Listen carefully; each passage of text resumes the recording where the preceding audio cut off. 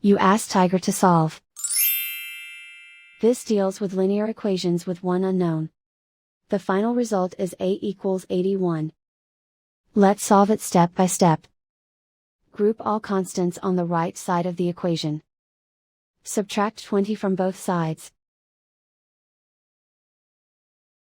Group like terms. Simplify the arithmetic.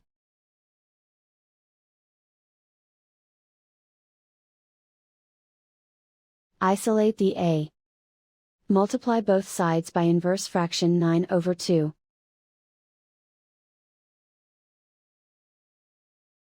Group like terms. Multiply the coefficients.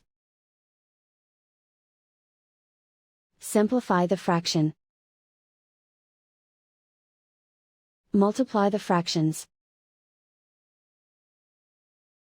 Simplify the arithmetic. And so the final result is A equals 81.